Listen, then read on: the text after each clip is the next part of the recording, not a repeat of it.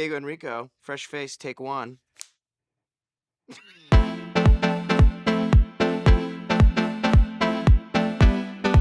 I play Elder Cunningham on Broadway in the Book of Mormon. Starting in middle school is when I really started doing musicals. My first musical ever was The Lion King, and I played Scar. And ever since then, I was just obsessed with being able to sing and, and perform and tell stories like that. Singing was always something I liked to do growing up. I always loved singing. I grew up on like a lot of like 2000s rock, so like Linkin Park and like All American Rejects and stuff like that.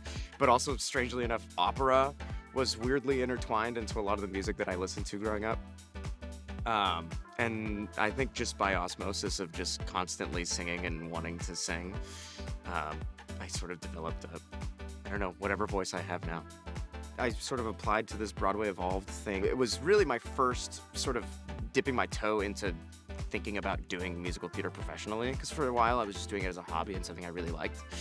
But BroadwayEvolved was this sort of theater intensive camp thing for a week that had, Betsy Wolfe and a bunch of other Broadway veterans sort of leading the charge and doing master classes. And I hopped in there with a bunch of other kids, and that's really where I realized I was so far behind the curve. Having not grown up around musical theater very much, I was just kind of doing it for fun, and then finding my love there and finding like, oh wait, this is what it really means to be in love with it. This is what it really, seeing the love of the craft and the artistry and the culture of Broadway seen in students my age was really, really formative for me, and also getting to work with people like Betsy Wolfe and Jeremy Jordan and a bunch of others was huge.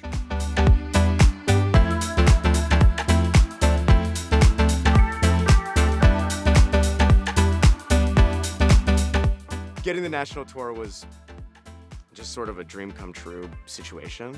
I was auditioning for it as I was graduating college.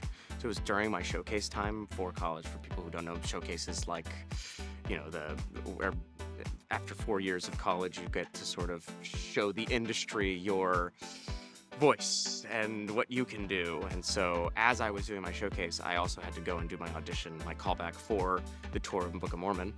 I had gotten the audition through Actors Access. So I just sort of was like, hey, teachers, I need to go to this audition. What can I do? I shifted my times around for everything and was able to go and do the audition and then take the subway down to my classes and then do my final showcase. And it was a crazy, crazy day, but it was, dream come true. I ended up getting the job and now I'm here. I love this role more than anything. I love Cunningham. That's sort of where I'm at right now. I'm happy to do this for as long as they want me there.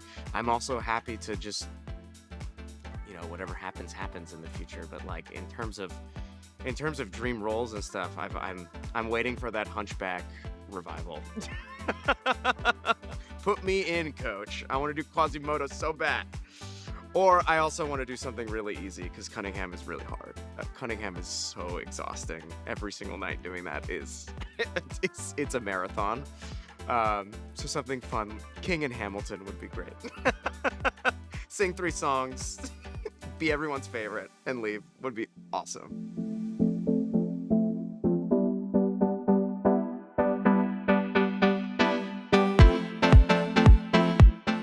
To be a part of this show during the 15th anniversary is surreal. It is, seeing the legacy that the show has had is something that I never take for granted. The very walls of the Eugene O'Neill are seeping with that legacy of so many greats have come through that building in that show. And really just getting to be a part of that legacy and being a part of this hilarious, ridiculous, fun story is just something that I can never forget, and something that I am eternally grateful. It's very easy for me to go into this show on days where it's hard, on days where I'm tired, and it is so easy to say, I am just thankful to be here, to be in this room, to be on this stage. It is beyond anything I could have imagined, and I'm just so excited to be along for the ride.